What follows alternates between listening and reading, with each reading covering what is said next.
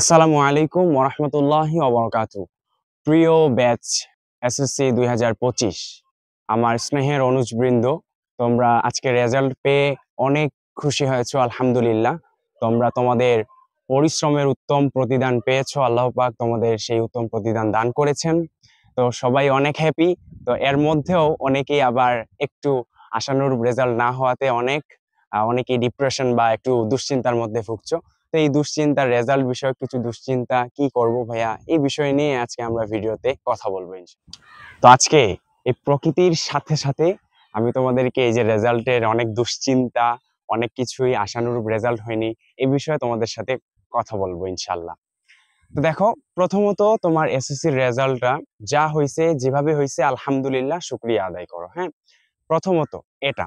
দ্বিতীয়ত, যদি তোমার রেজাল্ট নিয়ে কনফিউশন থাকে যে ভাইয়া আমার রেজাল্টে এত আসছে, আমার এর থেকে আরো বেশি হওয়ার কথা ছিল, এরকম যদি তুমি তোমার কনফিডেন্স থাকে, তাহলে তুমি বোর্ড চ্যালেঞ্জ করতে পারো।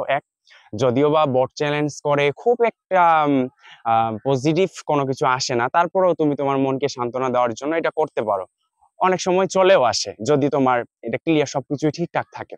এটা হচ্ছে প্রথম কথা। দ্বিতীয় কথা হচ্ছে, এই রেজাল্টটা তোমার, দেখো, যা হয়েছে আমি আগে বলছি আলহামদুলিল্লাহ, এই রেজাল্টটার জন্য তোমার হয়তো পছন্দনীয় একটা কলেজ ছুটে যাইতে পারে, এর থেকে বেশি কিছুই হবে না। কারণ কলেজে মানে এসএসসি লাইফের পরে যে এইচএসসি লাইফ, এই এইচএসসি লাইফে তোমার কলেজটা ফেক্ট করবে না। তুমি যদি এইচএসসি লাইফে ভালো করতে পারো, তাহলে খুব সুন্দর একটা তোমার লাইফ, বা খুব সুন্দর একটা তুমি আরো ভালো একটা ভবিষ্যৎ তোমার কাছে আসবে ইনশাআল্লাহ।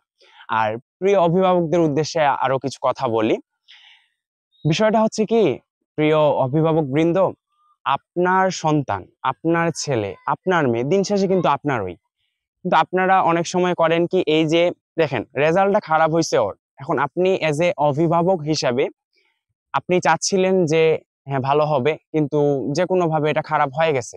তো এর জন্য ওকে বুলিং না করা, ওকে কোনো রকম ব্লেম না দেওয়া, ওর সাপোর্ট করেন, ওকে মেন্টালি সাপোর্ট করেন। কারণ এই সময়টাতে মেন্টালি অনেক স্ট্রেস চলে আসে তাদের মধ্যে। এই জন্য আমি বলবো তাদের প্রতি সাপোর্ট করেন, তাকে সাপোর্ট দিয়ে উৎসাহ জাগান। হ্যাঁ বাবা, ঠিক আছে, সামনে আরো ভালো হবে ইনশাআল্লাহ।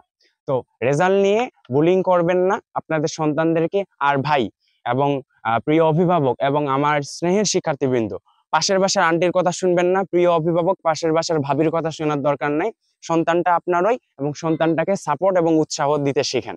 তো আপনারা অনেক ভালো, আমার থেকে এটা বেশি জানেন। তো আমি এটাই বলবো যে পরিশেষে সবার শুভকামনা, সবার আগামীর পথ, আরো অনেক দূর পথ আগানো বাকি, আগামীর পথটা সুন্দর হোক, আরো বহুদূর যেতে হবে।